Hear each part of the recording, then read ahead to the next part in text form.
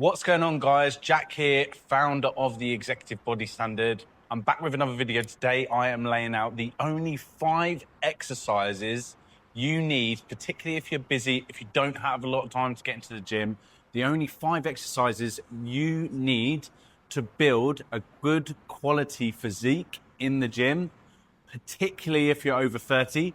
This is what applies to you. So if you are someone that is juggling a busy career, busy with work, recovery, energy levels, trying to work out at the same time whilst managing all of these things, this video is really for you. You don't need 20 exercises, okay? You don't need a really complicated plan or tons and tons of time in the gym to make great progress. If you focus on doing these 5 exercises, of course, with the right intensity, with the right frequency, and in some cases with the right variations within your program, you will 100% make strides towards building a fantastic physique. It's still going to take time, okay? It's still going to take a lot of effort and intensity, but this should be your foundation if you're serious and you want to progress. First of all, let's just touch on why simplicity wins, particularly if you're over 30, or just, I should say, not just if you're over 30, but particularly if you're limited on time, okay, which tends to be the case if you are really busy with work, if you have a lot of responsibility or your responsibility level is growing. We all struggle with time pressure and getting everything that we need to do done within the day. So if you're limited with time, and in particular, if you are someone that is carrying a slightly higher stress level, if you're someone that is not potentially getting the adequate recovery that they need, and what we really need to do is pull back our plan to the movements that are going to give us the highest return on investment, right? What's going to give us the best bang for our buck from an exercise perspective to help us drive towards our goal. Exercises I'm going to lay out, of course, are key compound movements, just to tee that up. What they primarily do is focus not only on building strength, but also supporting us in a couple other important aspects, okay? Our posture and some key metabolic benefits as well when it comes to potentially hormone regulation and the anabolic effects that can come off the back of performing them regularly. So the foundation of this video is all about simplicity, keeping it simple, keeping your world small from a weight training and fitness perspective, and just focusing on nailing the basics and getting them right consistently over time. So what are the 5 foundational lifts that I'm gonna lay out? Okay, I'll start with number 1, which is, and you probably called it, deadlift, or I'm gonna expand this, not just a conventional deadlift, you can do a variation, trap bar deadlift, Romanian deadlift as well. A hinge pattern where we're almost bending halfway down our body is going to support us in developing our posterior chain. Really, really, really important. An area that is particularly sometimes neglected if you are sitting down a lot within the day. If you're working at a desk, you might suffer from a chronically bad back. You might be particularly weak in this area or have posture issues in this area. Getting attacked by a fly again. This is really going to help you, okay? So deadlift is number 1. Okay, foundational exercise number 2, of course, then is squat. Now, it doesn't just have to be a barbell squat, front squat, goblet squat if you are a beginner and new to the gym. The squat is going to help develop our leg power and, importantly, because I am talking about free weight squats here, our stability as well in driving through the legs. Okay, now squatting is another primal movement pattern. If you look at toddlers, for example, they can squat the whole way down to the ground.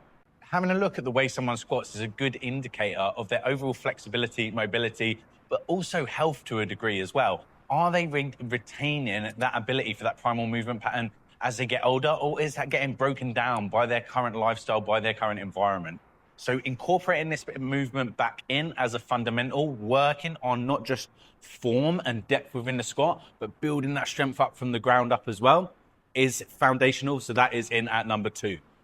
Okay, number 3 is bench press or dumbbell press, okay? A form of pressing movement.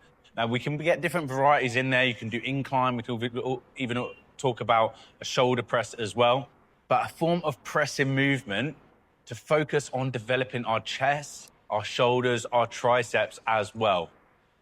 This is an area, when I get clients that come to me that are new, completely new to the gym, or have not trained in a long period of time, but perhaps do some kind of other activity or sport, it is always very often their chest muscle or their pushing ability, which is the weakest, okay?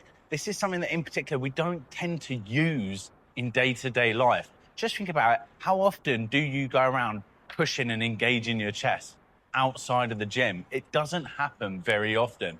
And it is another primary movement pattern, okay? So chest, a form of press, is so important. It's in at number 3. Okay, number 3 is a pull-up, okay? Or a pull-up or a lat pull-down, a pull in the upright plane. Developing our upper back, developing to a certain extent our shoulders and our traps as well. Okay, so important to factor this in, not just to keep balance with the pressing movements that we are doing. If we are overhead pressing, if we are chest pressing, and we should be doing both, by the way. I failed to mention that just in the previous point. There are variations that we should incorporate in. Making sure that we are strong through this range is gonna set a good precedent for a strong and well-developed upper back.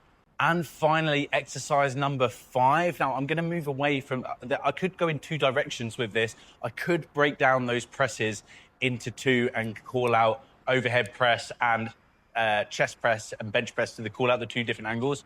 I'm actually gonna go the other way and break down pull-in movements into 2, because I think it's more important for a lot of people, particularly if you are someone that sits down, works at a desk a lot, is struggling with posture, which tends to be, from what I see, most people that live fairly sedentary lives, okay? So exercise number 5 is a row of some kind. It can be a seated row, chest supported row, bent over row, dumbbell bent over row, but a row. What a row is going to do is, again, develop those upper back muscles, but in particular if we're doing it with a neutral grip, help to develop the inside, the middle of our back, and our back thickness, our back width as well.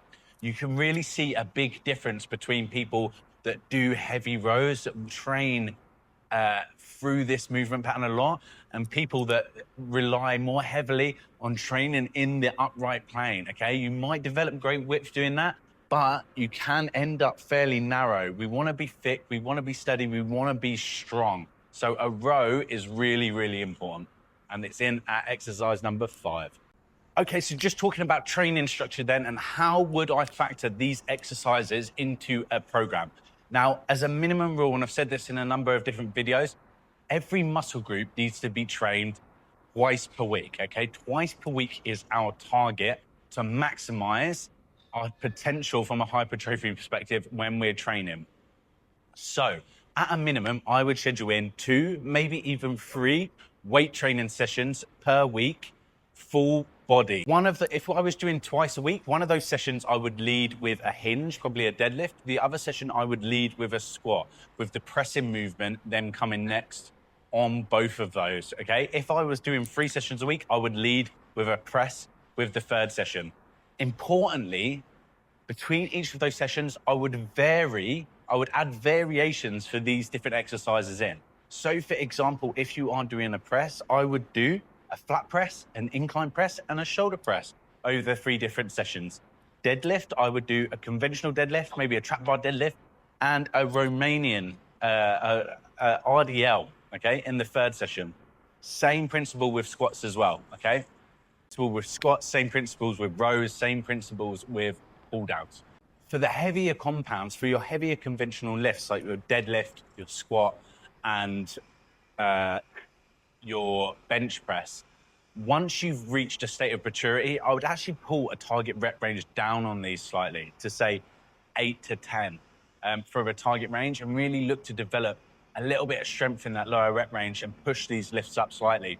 And then save a higher rep range, say 10 to 12 for the rows, for the pull-ups, for the movements that are coming later on within those sessions. But the most important thing would be to track and progressively overload on all of these lifts, okay? The program can be structured up around variations for each of those multiple times a week, but we have to be tracking and progressing and making sure that we're getting stronger week on week within those rep range for each of those exercises. The most important thing, if you're short on time, if you are someone that is struggling slightly with stress and your ability to recover between those sessions, just because of the amount of time that you have to allocate towards mobility, to allocate towards, say, something like sleep, etc. as well, is to make sure that we are getting the correct intensity in those workouts without burning out and without laying on massive additional risk, because they are major compound movements and they do carry a degree of risk associated with. The golden rule would be to make sure that we are not